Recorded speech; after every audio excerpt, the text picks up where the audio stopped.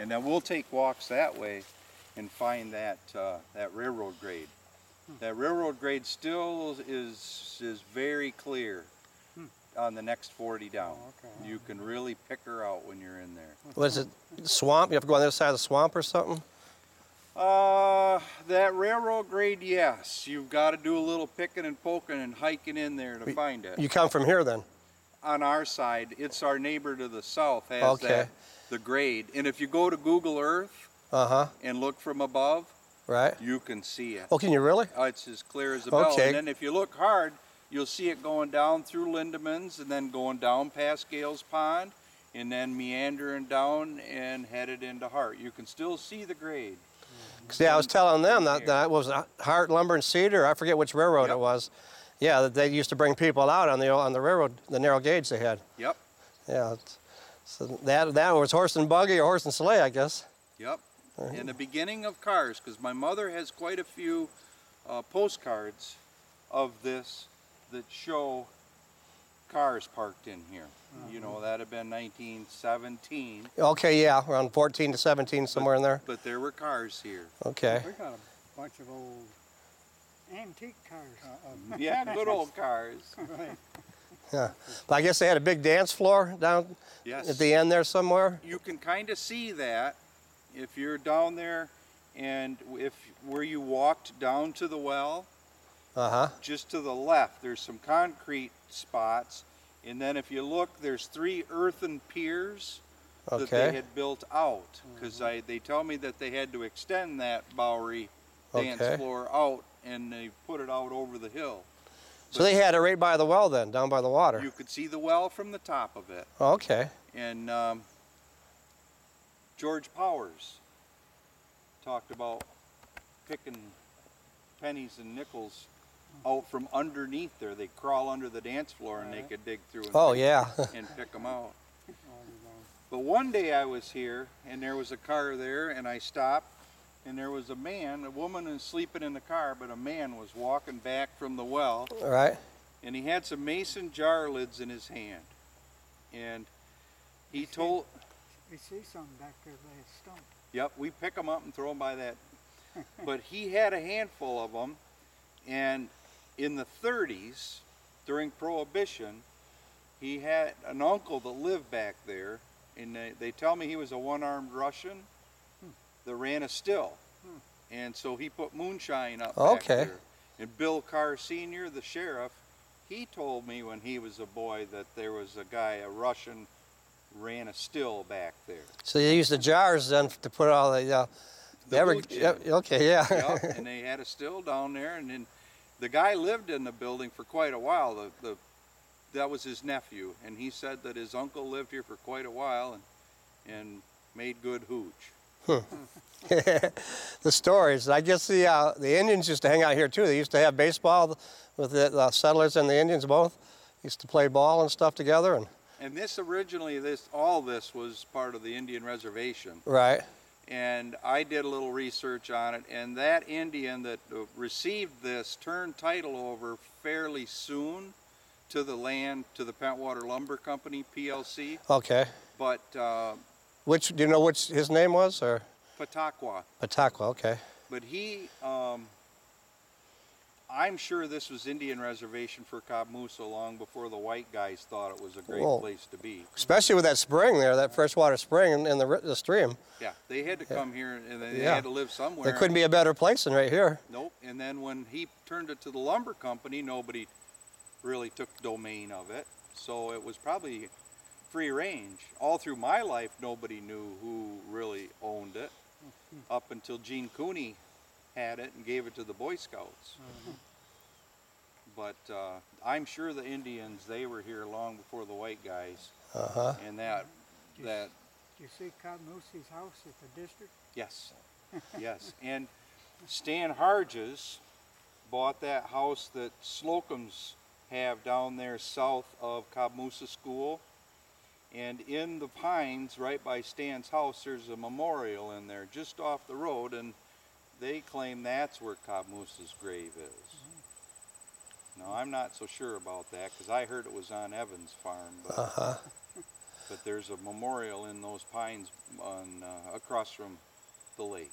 Well, from what I understand, that actually isn't his cabin, the one they have down at the district. He didn't, from one of the Indians, his great uncle said, no, somebody else lived in that cabin. That wasn't Camp Houk's.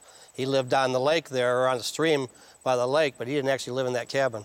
That's from what I was. The cabin used to be right out by the lake. Right, but he didn't live in that cabin. Somebody else did, is from what this Indian said. He said his great uncle. His relatives lived in there. Yeah, well, maybe his relatives. He lived either in a teepee on the, along the lake there, or maybe another cabin, but actually not in that cabin. The information I got is when he came back from Washington with that gold, he hid it and he laid down in the cabin and he died that night. Well, He never told anybody where he hid it. he Yeah, we haven't found the gold yet. I think he came here in, what, 1862, and he died in 1865. So some of these stories, that's 3 years there. But he went back to Washington. And He traveled. That's from what I've read. Yeah. He was their talker. well, he went to school he went to law school in Boston, believe it or not. That's why the government dealt with him, because he was a smart cookie of the bunch. He wasn't really a chief, but he was highly educated, and I guess he gave the gold. Those that wanted it, the gold, he let them have it, and those that wanted him to store their gold so it wouldn't get used up on liquor or whatever, he held that gold. Supposedly, not all the gold, but just those that wanted him to hold their gold for him. But he distributed some of it, so all the stories are different. Well, we haven't found it yet. But yeah, I know a lot of people would like to. One of these days. I think it was $520,000 worth of gold. Something like that. Yeah, that's a lot of money. And I guess it was in gold bars too. So, yeah, there's a lot of stories. All I can say is the guy should have invested in a metal detector and go on an extensive search. Maybe after a couple, 3 years, might find something buried under a tree or somewhere of that sort. We've had some people cover this real well with metal detectors, and about the most they come up with are chunks of iron from the cast iron stoves that people left here from year to year. A lot of stove pieces. I can imagine that. Yeah. A lot of pictures. They left the number 2 stove here for the year. They'd cover them up with oilcloth and leave them over winter. Right, yeah. And I'm sure people camped here more than just for that season. Right. Now, when I was just a little kid, they had a Civil War get-together here someplace. I think it was where the spring was. Yeah, this was it, Camp Houk. Civil War. It was always the reunion, the Civil War reunions. And up until the 1900s, when they all started dying off, that was a big thing. But then as they started dying off, that kind of dwindled off too with it. Because there wasn't that many old-timers that survived the war left back in the 1900s. And my mother found a pretty good clipping out of the newspaper. She gave it to me last week, where the Civil War monuments in Oceana County, the one down in the courthouse, there's one in Pentwater, every town ended up with that Civil War monument of the soldier standing there with a gun. The money to purchase those monuments came from the sale of this 40. And they've never been able to track that down, according to the books, who actually bought it from those guys. But I'm going to see if I can find more now that I have a date. I've got some dates on that, but that's where the money came from. They said that they had purchased the monuments and they spent the last of the money on a big dinner for all the remaining veterans that were left from Camp Houk. Shouldn't there be a record of the transaction at the courthouse or somewhere? They've tried, if you've read that little blue book. Oh, yeah, I seen that a couple years ago, yeah. That little blue book, they claim that Bud Stover tried to find out, and he went back and did a lot of research, and they couldn't find it. They never put that together, who owned it. But Cooney ended up with title to it, and Gene's gone, so I don't know how Gene ended up with it, but when Gene gave it to the Boy Scouts, he kept the timber, and he was pretty much out of it, and that would have been about 63 or 4. I think he gave it to the Boy Scouts. We had to title some of our property. The Indians owned it, and the Trommater family bought it, I guess. And they had Enos, or the Indian just made an X, and then somebody signed beside it. Yep, I wouldn't doubt it at all, because that's... Yeah, they couldn't write their own name out, and so they could do the X, and somebody else would have to spell their name out. That's like Cabuso. I've seen, today I was looking, I've seen 3 different spellings. The English shortened it from what it used to be. Yeah, it was Cha-Cha Caboose. Yeah. Yeah, it was a lot longer before. Yep. And then I think he had an American name too, which he didn't use. He left after getting out of college and coming back here and all. He didn't use that name anymore. And I don't even know what that one is. That I don't. Indian built our barn in the house. He hewed the logs out, pine logs. And it looked like he sawed them. They were so smooth. Mm-hmm. They were all hewn. The house burned down, but the barn is still. It's got the date up on top.